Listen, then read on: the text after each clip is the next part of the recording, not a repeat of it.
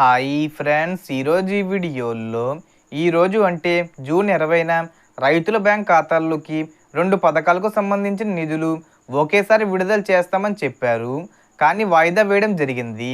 అంటే అన్నదాత సుఖీభవ మొదటి విడత 5,000 రూపాయలు, అలాగే ఈ యొక్క పిఎం కిసాన్ పథకానికి సంబంధించి 20 విడత 2,000 రూపాయలు మొత్తంగా కలుపుకొని 7,000 రూపాయల వరకు రైతుల ఖాతాల్లో జమ చేయాలి.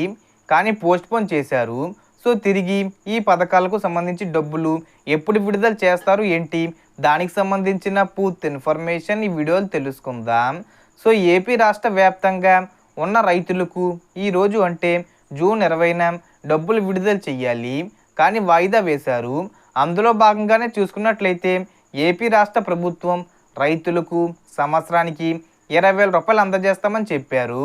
ఈ యొక్క అన్నదాత సుఖీభవ పథకానికి సంబంధించి 20,000 రూపాయలు జమ చేస్తామని చెప్పారు.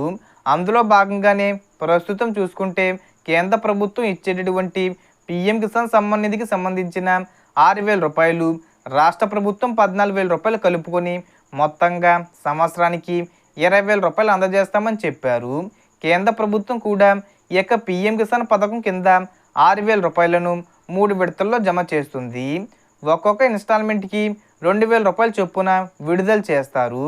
ఇప్పటి వరకు టోటల్గా 19 విడతల వరకు విడుదల చేశారు. ఇప్పుడు 20 విడతకు సంబంధించిన 2,000 రూపాయలు విడుదల చేస్తుంది.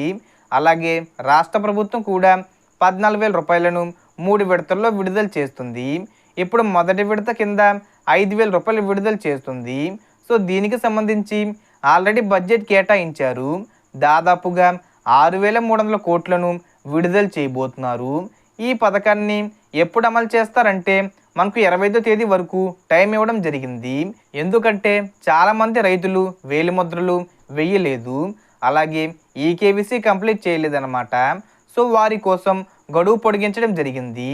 ఈ జూన్ 25వ తేదీ వచ్చేలోపు ఈ 2 పథకాలు డబ్బులు విడుదల చేసేస్తారు. అంతేకాకుండా మొత్తంగా చూసుకుంటే 45.65 లక్షల మంది రైతులు అర్హులుగా ఉన్నట్లు గుర్తించడం జరిగింది. వీళ్ళందరికీ ఏంటంటే కనుక పిఎం కిసాన్ పథకానికి సంబంధించిన వాళ్ళందరూ అర్హులు అవ్వడం జరుగుతుంది. సో వీళ్ళందరికీ 7,000 రూపాయలు వస్తాయి. ఇందులో కూడా ఏంటంటే 1,45,000 మంది వేలిముద్రలు వేయలేదు. వాళ్ళు ఒకసారి వ్యవసాయ కేంద్రాలకు వెళ్ళి వేలిముద్ర వేయండి. జూన్ 25వ తేదీ లోపు డబ్బులు జమ అవుతాయి, లేకపోతే కొద్దిగా లేట్ అయ్యే అవకాశం ఉంది.